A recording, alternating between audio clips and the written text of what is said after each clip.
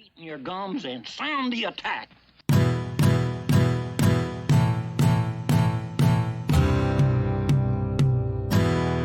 All right, hello, and welcome back, everyone, to another episode of the We Got the Chocolates podcast. We are back after Christmas. This is, in fact, episode 29, it will be.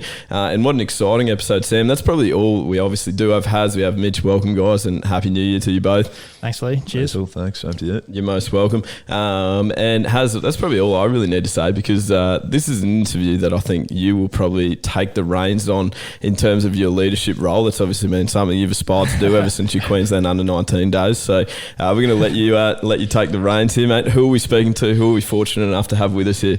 Yeah, today we have the privilege of talking to an athlete who is involved in one of my favourite sports, and no, that's not cricket or rugby league, if that's what first came to mind.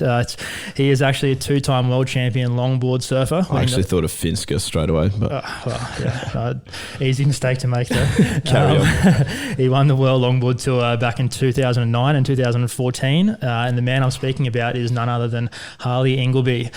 Harley, have we got you? How are you? Yeah, guys. Yeah, thanks for having me. Awesome, great to have you on, and we've got Mitch here as well, and Leigh. So, yeah, sorry, Harley, I'm Leigh. This will be my voice, which sounds very similar to Mitch's. You'll find, and this is him speaking now. Yep, this is me. How you going, mate? No worries. Now, I was speaking to you the other day, Harley, and you suggested probably not talking too much about cricket on the podcast, despite the fact that all three of us are cricketers, because you haven't been following it too closely of late, which of course is totally fine. And similarly to that point, I wanted to apologise in advance for the other two guys who you'll be talking to, Leigh and Mitch, because they really have no idea about competitive surfing. So, I was going to try and fake it. Yeah, tell me what you really think. No, that's probably fair. Sorry, Harley, that is fair to say.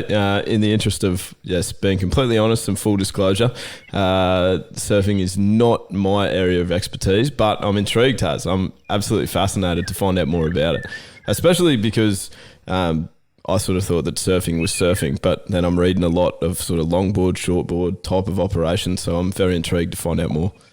Perfect. Yeah, no, and I'm in a similar boat. I know absolutely nothing, but I've tried to do a little bit of homework here, and yeah, so I've had a read about you online, Harley, and found obviously that you've won the longboard world titles in 2009 and 2014, I believe. Yeah. So it was, it feels like a while ago now, but especially the 2009 one. But right. Yeah, definitely was a dream come true, and something I've obviously spent my whole life dedicated to, and was very, very fortunate to have been able to achieve it, for sure. Yeah, no, I can imagine that's unreal. And I just wanted to ask, like, obviously, well, not obviously because I don't know, but Haz has spoken to me about it. That those two wins were sort of off the back of two strong performances in two events in each of those years, where you got first place and then second place in another event. But I'm pretty rattled about sort of the structure of the longboard event. I know a little bit more about shortboards, but not much. I was hoping you could explain sort of how it works and how it changes over the years and stuff. Yeah, so historically it's always kind of mirrored the way the shortboard tour works for the most part, where we have a QS, or we used to have a QS series where, you obviously had to finish in the top whatever amount, and then that would get you a chance to surf on the CT the next year, and whether, it was 1, 2 or 3 events. Obviously a lot less events than the shortboard tour, but you'd sort of get the top 36 odd guys at the CT level events, and off you'd go, have a good crack. And the first one I won, it was 2 events, one in Japan, and the final event was in the Maldives. Okay. And then actually the second time in 2014, it was just a 1 event world tour event in China, Hainan. Okay, right. Thanks, Haz.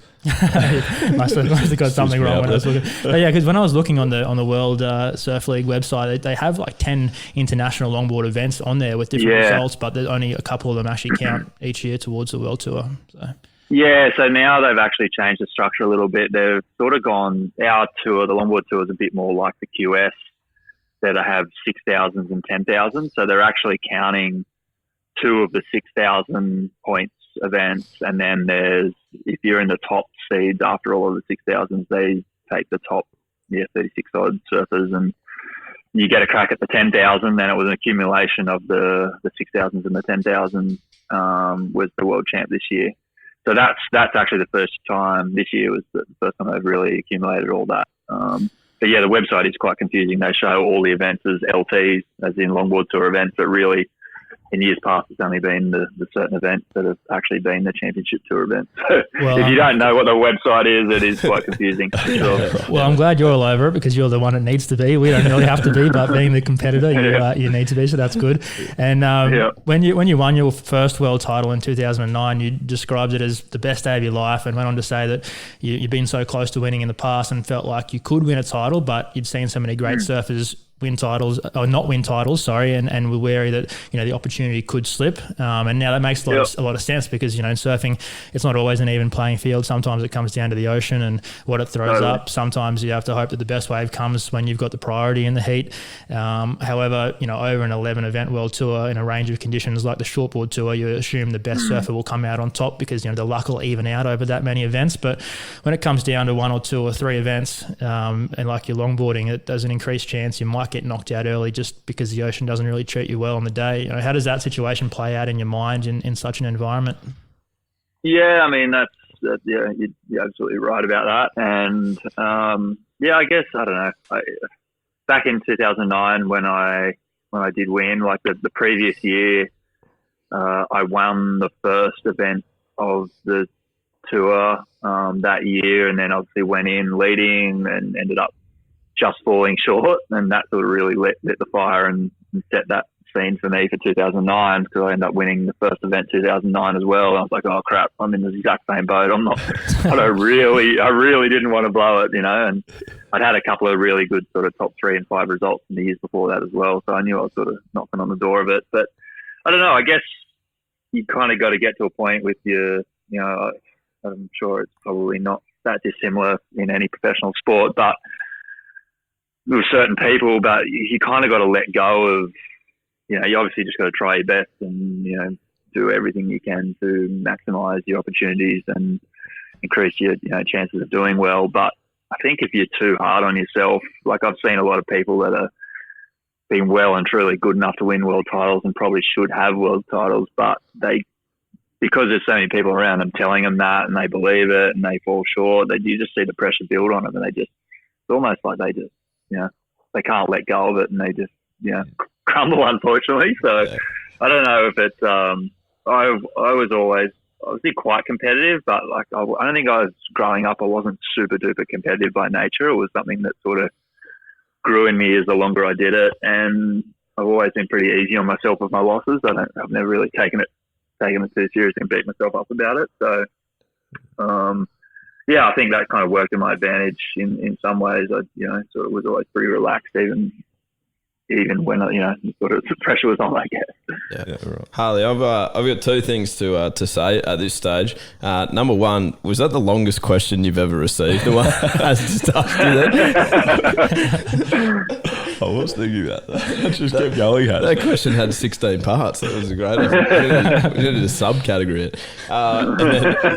And secondly, Harley, you obviously talked there about sort of not being too hard on yourself with your losses. I'm interested in your wins, obviously, because I've probably mostly come from a team sport background. But when you and we actually are going to ask you a couple of questions about some team surfing events, I guess, as well. But But when Yeah, that's right. Yeah, but when you're sort of an individual and you've won that 2009 event, do you sort of give yourself a 10-year reunion in 2019? Were you able to? Do you have a little celebration?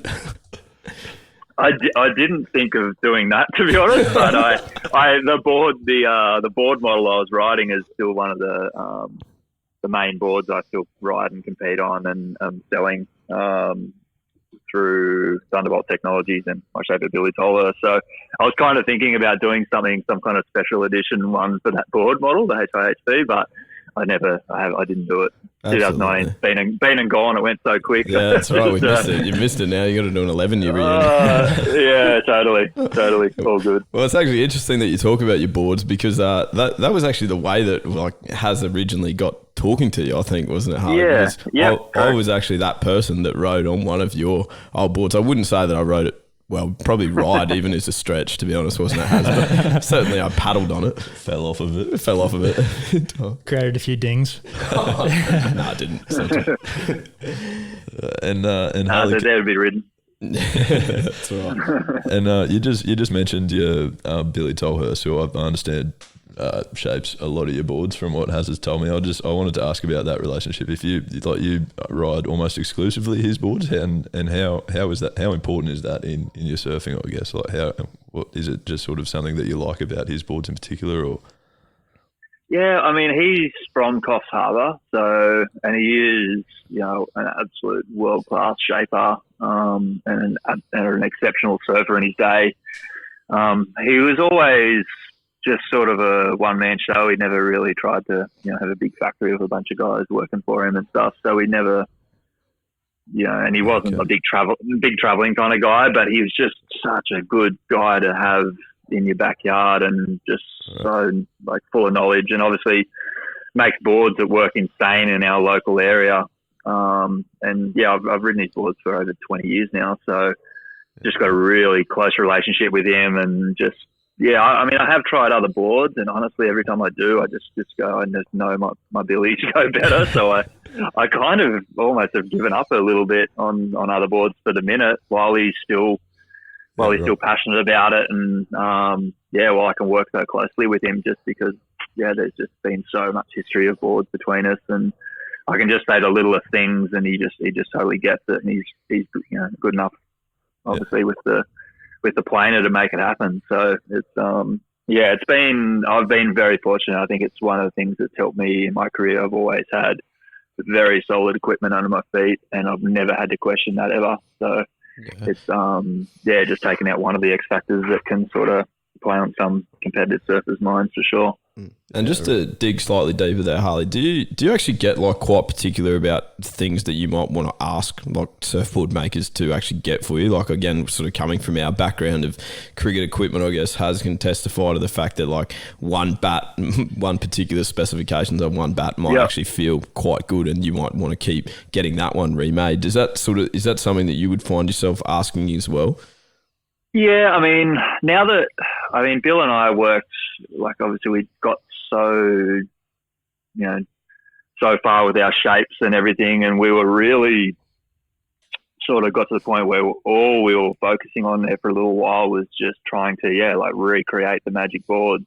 Yeah. And it wasn't really to do with his shaping. We knew that was good, and I didn't have to think about that. It was more just trying to get consistency of blanks and stringers and all that sort of stuff, because more often than not it's getting that magic one blank or whatever makes as much difference once you have your shapes pretty perfect. So when we came to a guy Yu Sumitomo approached us from Thunderbolt Technologies, and he really came to us with a vision of he just wanted me to design boards with him from a flex and feel perspective. So it was kind of, for me, it was the perfect evolution to the next thing I wanted to sink my teeth into and really be able to push getting that consistency of boards and stuff like that. I think that's probably the same as our cricket bats. We can have a bat shape that we love and it feels good in our hands, but if the wood's not good and the ball doesn't come off the bat well, then it's a pretty useless bat. Yeah. And you give that one away pretty quick. I'll palm that off to someone else. But I was going to say if that agreement with Tolhurst boards does ever fall through, I'd like to recommend another brand for you, which I've recently linked up with, and I promote with a sticker on the back of my cricket bat, and that is No Tox Surfboards. So check that out if you want. I did say that. That's very cool. There would not be an episode without Haz getting that in, Harley. So he just had to find the link there, and not only does he put the stickers on his own cricket bats, he actually puts them on everyone else's that he can find. No, I saw the no-tox boards years and years ago over in France. A few of my mates were riding them actually, and I think what they're doing, making stuff environmentally friendly and stuff, is very cool. Yeah, no, that's very true. Good. as much as we do take the piss out of your Haz about it, that is a very cool thing. And I do love them, but I have to love them, don't I? But they're good. And I know probably no one out there listening really cares, but I have to throw in that I've actually spent 10 days staying at and surfing past a point in the Maldives when I was younger. And so I've got a lot of good memories there as well, maybe not quite as significant as yours with winning a world title there. But have you been back since? Have you surfed there again? Yeah, I've been back once. I didn't stay at past the point, but we're in the same area and we're just surfing across the channel at Sultan's. But yeah, it's a beautiful place. It's, you know, as you know, it's world class. It's not like, you know, some of the crazy reefs in Indonesia or anything. It's a bit more user friendly, but you know, the quality of the waves is insane, and it's I highly recommend a holiday over there if you can ever get there. That's nice. Definitely on the bucket list. Absolutely. Yeah. I'd love to go back. Yeah, Sultan's is that right hander just across, isn't it? It's the right. Yeah, mirror. Yeah, exactly. Yeah, it's the one straight across the channel. Yeah, did have a surf there, but mostly at past the point. Actually, for a natural footer like myself, it's interesting to spend more time on the left hander. But my dad was a goofy, so he loved the left hander. Nice. Yeah, it's yeah, I don't know. I've never favoured backhand or forehand. Just whichever way the waves were better, I'll head that way. It's just fortunately, both times I was there was for an event, and obviously when we had the event at Pastors, it was all on the left, and the way the winds were, it was better for the left the whole time we were there, and which was great, obviously. And then the second time I went, it was like Pastors was onshore the whole time, and Sultan's was good, so I sort of lucked out that we got to surf the better side each time, so it was cool. Yeah, right. I just want to say I wish I had some idea of what was going on with that conversation. I was about to say, if you actually are listening to this podcast and you don't know surfing, you would think that we've talked about 8 different sports there. There was some tennis. Yeah, I was worried about my tennis backhand. That's right. That's unbelievable. And Harley, I did allude to this obviously before, but we do think about, I guess, stereotypically think about surfing as sort of an individual sport, but obviously you've surfed events like the World Surfing Games, where you have actually surfed for Australia in a team event. What is that like? And talk us through that. Yeah, it's incredible. And I think this year with surfing being in the Olympics, that's all sort of been a bit of the brainchild for the guys who are behind the ISA World Surfing Games. So it's it's really, really cool. But yeah, I played team sports growing up, sort of my whole youth, and to do that in surfing was quite a rare thing and super amazing. There's some of my favourite competitive memories and favourite travel memories as a whole was travelling to Team Australia, and in the early years I actually used to have a few bodyboarders, a bunch of shortboarders, and a couple of longboarders all together, and the team was quite large, and we have coaches and chiros and all the crew with us, and just it was way more pressure. I'd never like I was saying before, I never really took my losses too seriously, and obviously just try your best in that. But when you got sort of 10 or 15 people on the beach waving the flag, cheering you on, you're just like, oh my god, this is I'm not doing this for me at the moment. This is full on, and it's it was all in a good way, obviously, and just it was really special event, and it's a bit of a bummer they've sort of separated all now. They just have a longboard ISA, a shortboard ISA, and I think they still do the bodyboard stuff, but they're all separate. So you still get the team atmosphere, but it's a lot smaller team nowadays and stuff. But No, it's true. That sort of pressure that you talked about there as well, that's quite interesting, isn't it? Because I guess in when you are surfing or any individual sport, you sort of, obviously the wins are rewarding and stuff, but I guess the losses sort of, you've only let yourself down. Whereas when it becomes a team event, then you actually you got more on the line because you're letting other people down as well, I guess. Yeah, definitely. It's, I don't know. Luckily, I always sort of did pretty well at the ISAs. I think I podiumed every time I went, so I didn't feel like I let the team down ever. I think I was too scared to, but it was, I don't know, it's always one of those things too, when you see someone else that unfortunately bomb out, I know personally I never ever sort of went, oh god, they lost, and sort of had any ill feelings. They always just got to take the impression that hopefully that other people, if you do have a shocker, don't sort of don't send you those vibes afterwards. But no, it's all good. I think everyone's pretty supportive for the most part, so it's good. Yeah, as long as you weren't a goose about it and you clearly gave it your best. I think that's all people can really expect. No, agreed. And Harley, I believe you grew up in Coffs Harbour, I believe. Is that? Yeah, just north of Yep. Emerald Beach. Yeah, right. So that's obviously a pretty lovely part of the world, and you're still living there at the moment. Yeah. I've never strayed far. I've moved all of 100 metres from the house I grew up in. Pretty much. Yeah, it's a place. It's a lovely place. I'd love to move there one day, and I've spoken about it plenty of times. You want to retire to go there. Once I finish playing cricket, I might join the Coffs Harbour cricket team or something. But we'll never know. See if it happens. But it's the nice. Coffs Harbour longboard crew by the sound. Yeah, that too. Yeah, it's nice to dream. So hopefully one day I'll be down there. We'll see how we go. Yeah. Well, man, good stuff. Our involvement with Coffs Harbour is not as surfing related. We actually go down there every March, myself and Mitch, and we play in the Nationals touch football down there. Harley, you'd probably see like an influx of people come in around the end of March. That's generally us. That's when we come and have it at the Coffs Harbour Stadium there. Yeah, the town definitely swells up when that's in town, for sure. That's right. I used to make the most of it and Airbnb my house out, and that was one of the target weekends, for sure. We probably stayed there. That's right. We probably donated some money through Airbnb there. My father and I actually dropped into your dad's place there many years ago now, I think, and had a quick tour of the house, and he has got a very impressive surfboard collection, one of which many would only imagine in their wildest dreams. How many surfboards would you say he has there? I believe there's over 100 boards in the house, and then there's all kinds of other stuff buried underneath the house as well that yet to be restored or just no room for it at this point. But he's got a very extensive collection of boards, and they sort of range from the sort of 1930s through to pretty obviously modern stuff. So yeah, he's got a big collection for sure. Is this your family, like the family house where you grew up, Harley, that he's got all these boards in? Yeah. So it's an A-frame house with exposed rafters, and he's just basically filled every gap between every rafter with boards hanging from fishing line. And obviously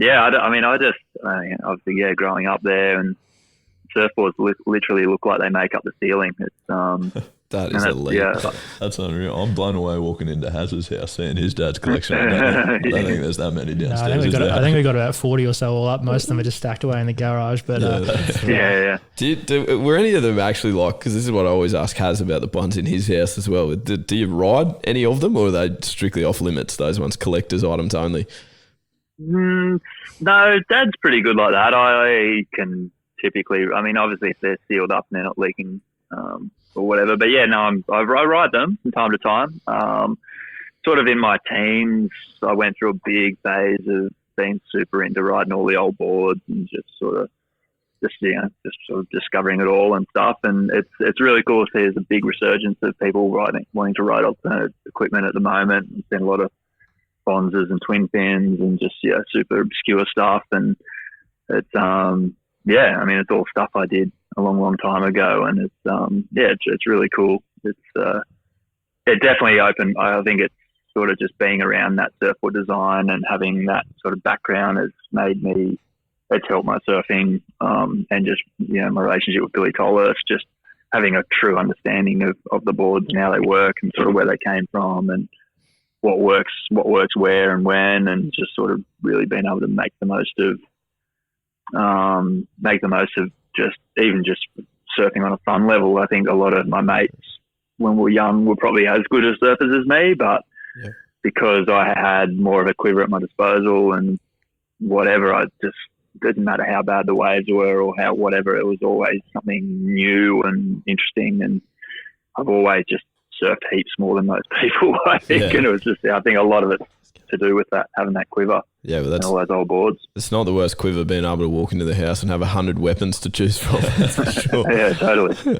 I was going to ask about the fact of you always surfing different boards and not just switching from 8 foot to 9 foot, but all the way down to 6 foot and anything in between. Because I've spoken to surfers and they say if you want to get really good, you need consistency. You need to surf the same board over and over. But you've got extremely good in any conditions riding any type of boards. So what do you think about that sort of thought there? Yeah, I mean, it's probably different, I guess, for the full-blown CT shortboarders, but I mean, I've literally done that my whole life, and I know for myself, if I ride like the same 6.0 by 19 round square thruster for more than a month, my surfing just gets stale, and I feel like I'm getting bored, and my surfing goes backwards. So I think, just riding different equipment, for me, it just keeps it fresh and fun, and you really...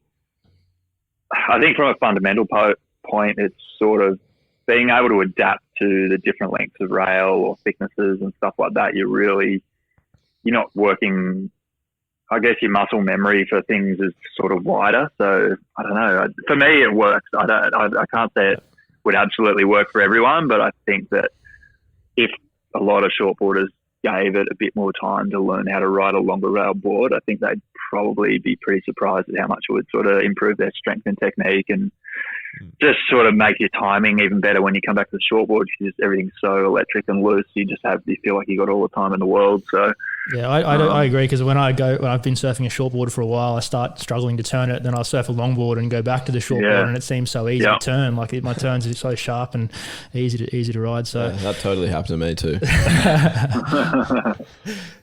Yeah, no, it's I think a lot of guys should play around with that. I mean, yeah, it's I don't know what it is with you guys with your cricket bats, but I'm sure is there different weights and things with many guys' bats, or is it all pretty standard? No, there definitely is different weights as well. Like I went through a phase where, because I'm quite small and couldn't hit them as far as everyone else, I started trying to use real heavy bats to see if that would help. It actually just ended up making me late on the ball all the time, but still it was worth experimenting with. But then when you do go back to using a lighter bat, it feels, again, like the same sort of thing. It just feels amazingly easy to swing it. So does anyone kind of train a little bit with a slightly heavier, and then when they go in, obviously just get their eye back in, but then go to a slightly lighter one again, so it does feel that? Yeah, they actually do. Like that's a real common thing. Well, there's actually a brand now that's bringing out like that's a specific training tool for cricket, is like heavy bats. And I remember Shane Watson always used to talk about like how he'd have a different bat for 2020 and a different bat for one day. It's like he'd have a slightly heavier bat in shorter formats, and his test bat would be totally different again. So yeah. No, that's exactly right. No, cool. Yeah, no, I can see I definitely would, draw the same parallel to the boards. No, definitely. Yeah. Harley, I guess this question probably fits quite well there. So obviously you were on sort of a surfboard from a very young age, as we've heard about, and certainly surfing ones of all shapes and sizes. So at what stage did you sort of, I guess, decide to commit to sort of competing in the longboard arena as opposed to sort of probably the more, mainstream and more televised sort of shortboard comps? What was the decision making there? Would you obviously be fine with surfing a shortboard as well? I assume you still do. So would you go ride in a shortboard competition? I was it was sort of in my late teens or early 20s when I first finished high school, late teens, early 20s. And I was competing on both, and I was doing pretty well on both. I was definitely doing a little better on the longboards, just because it was more accessible to get to bigger events, where there was sort of, the best guys in the world who were the current world champs were, say, at the Noosa Festival of Surf, which was a QS at the time, and the Malfunction at the Gold Coast and stuff like that. So I was able to sort of be surfing that event with the world's best from a pretty young age and straight off the bat kind of thing. Whereas shortboarding, it's such a big, more tiers and so far removed. It was, obviously I didn't know how I was going to stack up to that sort of level. So is it? And it's obviously, I never had any big sponsors that were, going to fund me to, really grind it out and have a crack at the QS or anything like that. But to be honest, the decision making was more based around, because I had that experience of meeting the guys who I looked up to and were the best in the world, and they were my idols. And from the first time I ever met them all, they were always so inclusive and just the biggest legends, and sort of like, come with us, like travel with me on the next trip, or, come to the pub, like just hang out. And it was just a big, fun crew of good blokes pretty much. And it seemed like that didn't matter where they were from, anywhere in the world. It was sort of pretty common thread. And to me, that was, like I said earlier, I wasn't that necessarily super competitive about it at the time. And it was just, I just saw it as a means of like, oh, these guys inspire me to do that and, travel. And it was just a heap of fun. So it was not really a conscious decision from a performance standpoint necessarily. It was just this is not going to cost me $1 million to get after, and it's going to be a lot of fun with a bunch of guys that I look up to. So it was it was just an organic thing, and it was an absolute no-brainer at the time, and no regrets, that's for sure. Yeah, absolutely. Is it fair to say that like the obviously shortboard comps would be far more saturated than obviously longboard comps? Like is that fair to say? Yeah, there's definitely a lot more shortboards. Like there was, I'm not sure how many events there are, like with all the junior series events and stuff now, and then obviously the QSs. That's where there's probably multiple QSs on any weekend of the year in somewhere in the world. Like it's it's incredible, and it's such a big bloody mission to start with the one and 3 stars and build a seat up to get a look in at the 6,000s and hopefully get a bite at the 10,000s to hopefully do well enough to make the CT one day. It's a big slog. I mean, there's guys that have done it in a year or two, but they're like a rare case and usually a phenomenal talent with a big company behind them. All those, a couple of Aussies this year just absolutely just turned up to Hawaii and crushed it in the big events this year, and sort of went from being really not low in the rankings, but definitely they weren't really in the qualification discussion until Hawaii, and all of a sudden there's a bunch of new guys on. So it was really, really rad to see the Aussies step up there on the shortboard tour this year, which should make it good viewing for us for this coming CT year, watching the shortboards for sure. Yeah, well, Sam will definitely keep us up to date with that every week in, week out, that's for sure. And you'll cut me short as well. No, not after this interview, Haz. I'm in. Harley, am I right in saying that you actually that you finished 5th in 2018, but actually didn't compete in the 2019 World Tour? Is that correct? Yeah, that's right. Yeah. So last year I decided to have a year off. It was for a whole bunch of reasons, but first and foremost, it was I knew I just had a little baby girl about 15 weeks ago. Oh, congratulations. 15 weeks ago. Yeah. So, and she was due right between 2 of the events that were back to back. So it was sort of I knew there was no chance I was going to want to be anywhere but here at that time of year. And that was pretty much taking me out of the equation to have a good crack at the title. So I just went, you know what, I'm just not even going to bowler. But also, unfortunately, the WSL was sort of, like I said, they changed that structure to more of a QS 6,000, 10,000 structure, which I think, longboarding deserves to have a proper CT structure like the shortboards, even if it is less events. But, there's just, I don't know, it's just gotten really expensive. There's more events, which is cool, in the longboards this year, obviously with the 4 events adding to the world title, but just with a lot less money and all that. I'm just, obviously fortunate that I've won my world titles, and I've done it for sort of a good 15 years. And I don't know, just for me, it's different goalposts now with a little one. Yeah, right. And obviously, congratulations on the baby girl. I wanted to ask how early can you get an infant on a surfboard? 15 weeks on a longboard. Has she got a good first birthday present coming up? Nice Yeah, I think Dad's already starting to eye off building her a board. He showed me my first board, and he's pretty keen to make her first as well. So, which is really cool.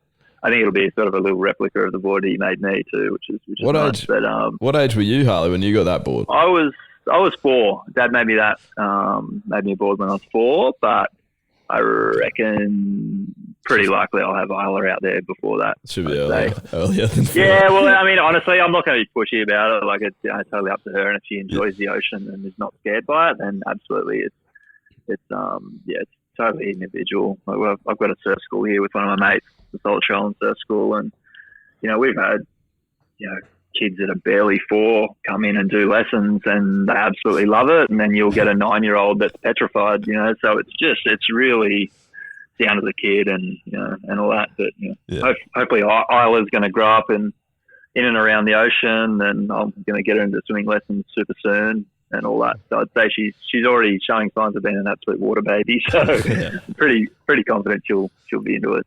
Yeah, no, that's awesome. And yeah, just when you mentioned about not being too pushy about it always reminds me of I had this chemistry teacher back in high school who was like having a baby at the time and would always talk about getting his kids into golf and tennis just because they were the highest paying sports. And he thought if he got them in there early enough that they'd have to go on and be professionals by the time they were adults. So. No, you got to have a love for it. There's no doubt. Yeah. Yeah, fair. You guys know. Yeah, that's right. Harley, you talked about your surf school there and having some 9-year-olds that are petrified. Have you ever had a 29-year-old that's petrified? Because you may get one if we come down to Coffs. Yeah, no, it'd be great to take you surfing for sure.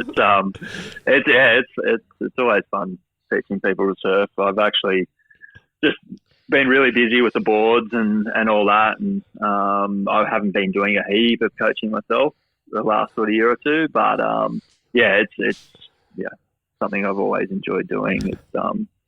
It's especially with the grommets, the kids, you know, when you see them get their first wave and the genuine just stoke, you know, they're hooked kind of thing, and it's really cool to be a part of that and stuff. But lots of adult lessons as well, and it's all fun. So it's not too late to start, mate, you reckon? No. We had one year, I think a while ago, a few years back, we had a lady who was, I think, in her 70s start learning to surf.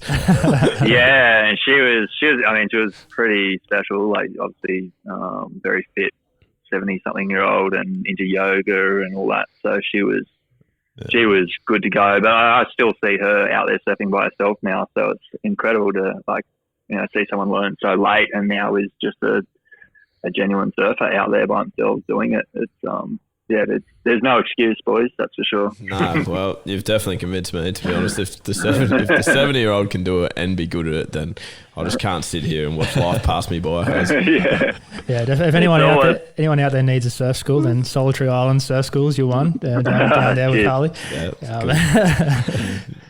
But we've been watching some of your Instagram videos as research as well for the podcast. That is an unbelievable Instagram profile. Yeah, it is, and it's awesome to see. And I love all the different the technology you use to film that footage. But I definitely think that if you had the chance to go back on the world tour and compete in any more events, you'd give it a good crack because you're still at your best, I reckon.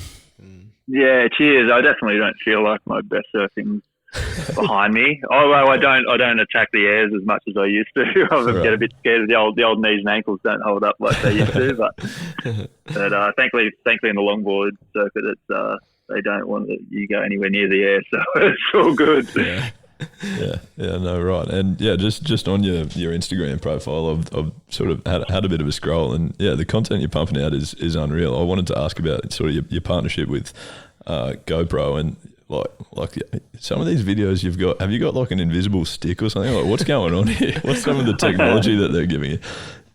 Yeah, no, that's just straight out of the box stuff that they're doing. It's that's their new VR camera, the new Max, and before it was the Fusion. Okay. But yeah, basically because it's a 360 camera and there's a lens on each side, there's obviously a stitch line down the seam of the camera, and if you put the pole in that stitch line, there's sort of a 30 centimetre or about a 12-inch gap where it can't see. So if you make the pole the right length and hold it there, it looks like it's attached to nothing and it's just floating behind you or in your hand. It's okay, right. Definitely makes for some pretty cool angles and good viewing, and people definitely trip out on that and always scratching their head. I get weird comments, direct messages about it all the time. Yeah. Harley, I've just got to ask, and you obviously don't have to be specific here, but does that count as a day's work for you? That stuff that you're doing, like, is that hey, sorry guys, I've got to work today, and you're out there pumping out videos of you surfing?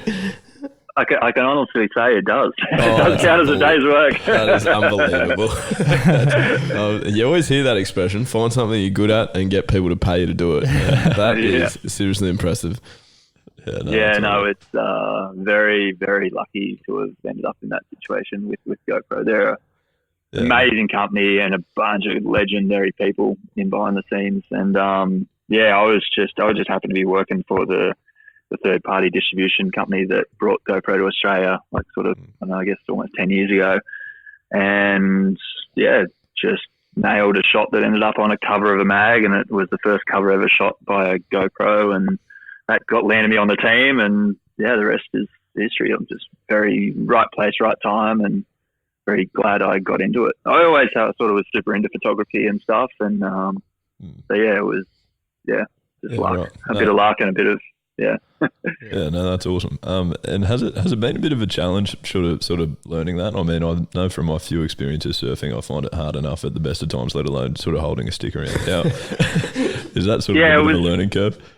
Yeah, it was for sure. Like when I very first started, especially trying to like frame up and keep the cameras are so incredible now with the built-in stabilization.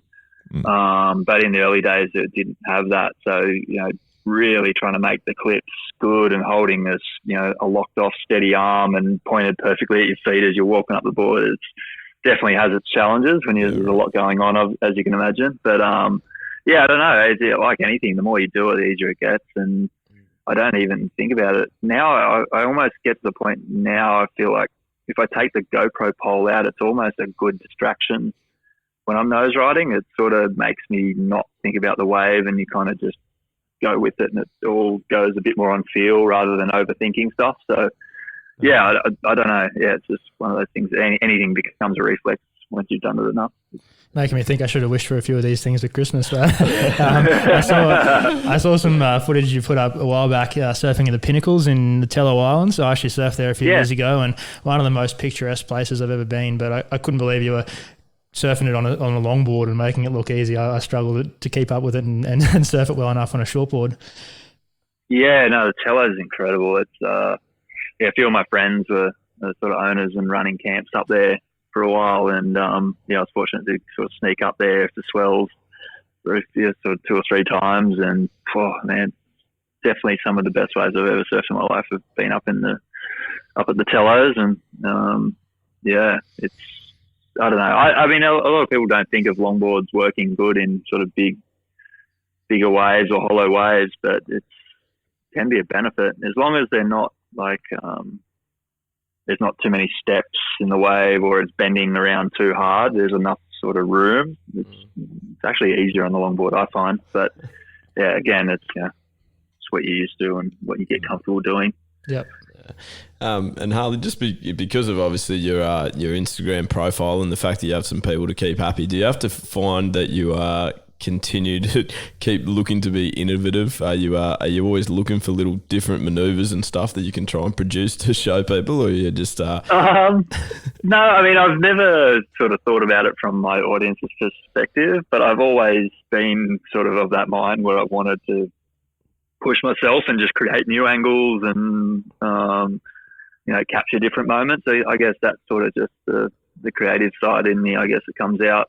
I don't really didn't have too many creative outlets other than surfing, I guess, growing up. Like, I mean, I always had every opportunity to, but I just never really found it until I was older. And obviously just teaching myself how to edit video and that sort of whole pathway and stuff. I quite enjoy it. It's one of those things that I sort of always put it off, but once you start, you just can't stop. It's sort of one of those things. And, it's something I do enjoy, for sure. That's class. And also on your social media, another thing that we see quite frequently is actually your 2 dogs as well. You've obviously got some serious love for them. Harley, can you tell us about them? We love hearing about dogs on this podcast. Okay. Yeah, I've got a little blue staffy minion, and she's 7. And then Mo, who turned up, literally walked down our driveway one day. And he is a 6-year-old Irish Wolfhound Cross Bull Mastiff, we think. And he's a big 50-kilo lump of a dog, and he's hilarious. And they're sort of the ultimate odd couple, and they're inseparable. They're pretty classic. And you've got surfboard designs named after both of them, which is really cool. I love that. And I know you probably don't have a favourite, but I'm a massive Staffy lover after having owned a few over the years. So I think you need to post a few more videos of Minion on social media. Yeah, it's funny. Like Minion's definitely. Having a terrier and the wolfhound, they're very different personalities, but they sort of balance each other out really good. Minion's definitely the absolute loyal one. She just follows me like a shadow all day, and it's just a complete sook like all Staffies are. Yeah. But she's epic. It's funny though. Mo's just got one of those faces you want to take a photo of. He's just got the best expressions and stuff. So I think that's why he probably ends up on the gram a little more than Minion. Yeah, fair enough. Right. And Harley, I also see that you've been to a few wave pools now, including the Kelly Slater wave pool. And I know one of the guys at my work has actually just come back from one as well, so which he thought was awesome. I just wanted to hear your thoughts on them, I guess, and sort of how they can be, like what you think of them, how they can best be utilised by the public, and whether or not they've got a place in sort of competitive surfing. Yeah, I think for the public's point of view, it's, if I lived in Melbourne and, was chasing my career or whatever, I'd be down at Urban Surf at any, I'd be the first one to sign up for a subscription or a membership and be in there at every chance. It's all of the pool technologies come so far, and, from a professional point of view, it's an incredible training tool. Like, just to be able to, really dial in your equipment and have a constant, a wave that's exactly the same every time or within reason. Even it's funny, even the pools aren't totally exactly the same every wave. You'd think they would be, but I don't know. You could tell minute differences in the waves, which is pretty, it is quite rare to have such a consistent medium to training, because it's just something you never get a chance to do in the ocean. It's just, every wave's always different, and you're always telling crowds or whatever. Yeah, definitely. No, I think I might get the chance to go up to Surf Lakes in Yeppoon, so I'd love to give that a go one day as well. Certainly spoken about it enough times on the podcast. It looks good. If you get an invite, try and put in a word for us. I'll come with you. Definitely. And you're actually a bit of a film star now too, not only in your own surf movies, but you've appeared in a few advertisements for Ford, and I also think as a surf double for a character in a movie, Adore, maybe. How have you enjoyed that? I just had a weird run where I got to do a few stunt double jobs. How does that even come about? How does that happen? Hey, if I knew, I'd be going after more of them, because they pay really well and they were really easy to do. It was sort of, one of them, I think the first one was I think the movie was called The Two Mothers or The Grandmothers or something. It was it was a big Hollywood movie. I don't think it did exceptionally well, unfortunately, but I didn't, to be honest, I'll be 100% honest, I haven't even seen it.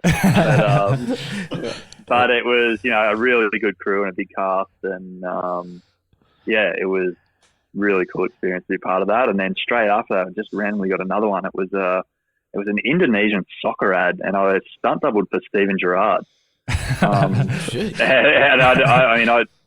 It was a super random one, and it was all expenses and well-paid trip to Bali for 3 days kind of thing. So that was a pretty random one. And they didn't make you play soccer, obviously. No, well, they did make me. I had to ride the wave and then kick off and then pretend to do like a scissor kick.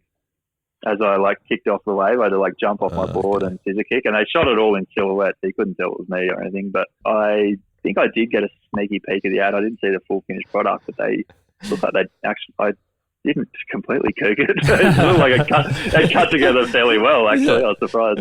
Actually, I think, to be honest, I'll give all the credit to the videographer. Bit of movie magic there. Yeah. It's not a bad place to be, actually. Because even if that Hollywood film sort of does flop at the box office, it's not often that the papers are going to pan the stunt double as the reason that it didn't go any good. 100%. It was pretty cool. I can't remember the name of the guy the young actors that I was doubling for. But I was pretty impressed by them. Like, they weren't surfers, and we were down. They shot it down near Seal Rocks, down south of Foster, and the surf was pretty solid, like a good sort of double overhead pass and heavy beach break, and they got them out there. They were getting some shots in the lineup with these boys and with the jet skis and stuff, and it would have been pretty intimidating for them, and they seemed to take it all in their stride. I think it might have been a case of ignorance is bliss, but they did pretty well. It was cool. Yeah, right. Oh, that's quality, Harley. That's probably all of the questions that we'd really had lined up for you. I mean, we have taken about 50 minutes of your time, so unless you've got any pressing things that you wanted to get out there, or any other stories that you feel like we sort of need to know about, no, all good, guys. Thanks again for having us, and sorry, I don't. I've always been a fan of cricket and stuff. I just haven't been watching a heap of it. I grew up playing it at school heaps, and a lot of backyard cricket, as all kids do, or all kids should. No, to be honest, you've actually helped us out a lot, because when I was playing cricket yesterday, an umpire came up to me and said, "Oh, I listened to your podcast the other day. Is it meant to be like a poor man's version of the grade cricketer?" And we were like, no, it's not. So luckily now the next person we have on is a surfer and nothing to do with cricket. So that's it. It's helped us out a huge amount. I don't think I'd be watching too much cricket on TV if I was living at the beach either. I'd be spending all my time in the water. So that's. Well, you actually don't watch any TV or any cricket on TV already. So you're right. You're right. Well, definitely don't take it personally. I don't even watch half of the surfing events. If I'm honest, I'm just not a big TV watcher. Yeah, that's fair. You've definitely got some better things to do living in that location. But that's about it. We'd like to thank you for having you on the podcast, and we'd also like to hope that being on the podcast will be just as beneficial for you as it would be for us when it gets to release to the world. However, I'm not sure just how true that is, seeing as though you boast over 35,000 Instagram followers, and we have around 900, I think. So. Yeah, well, if you would take out a GoPro and start filming some cool stuff when you surf, then we might be a chance. All good, guys, and thanks again. I was honoured to get the call up. That was awesome, man. Thank you so much for your time. Appreciate it a great deal. No worries.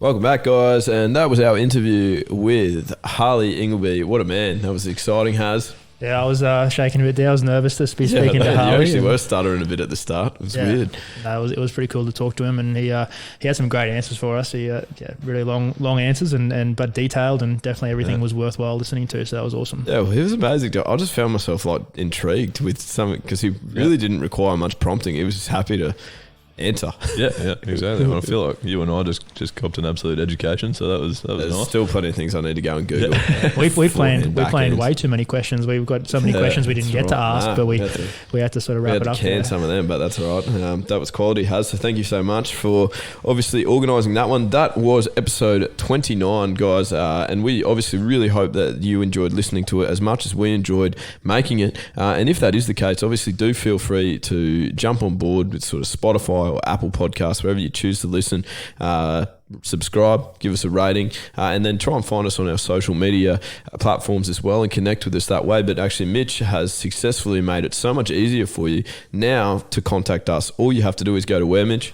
WeGotTheChocolates.com.au, I believe. That is correct. Say it with confidence, Skin. You made it. Sorry, I spent ages making that. I don't think I ever bothered to check the URL, but that is correct. There's a website up there, so I mean, and that's got everything, because you can obviously stay in contact. You can send us an inquiry. You can tell us who you want us to interview, or at least try to interview, and any ideas that you have for the show can all go through that one place as well as all of our socials in terms of Facebook, Instagram, Twitter, and YouTube. So it is a very, very highly functioning website that you've created there, Skin. Well done. Thanks. Play of the day goes to you.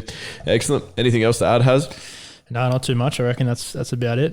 Fantastic, guys. We obviously really enjoy communicating with you. Let us know how you go throughout the week with your sporting endeavours as well. Any funny stories, let us hear them, please. And that'll be us for this week. We'll look forward to speaking to you again next week.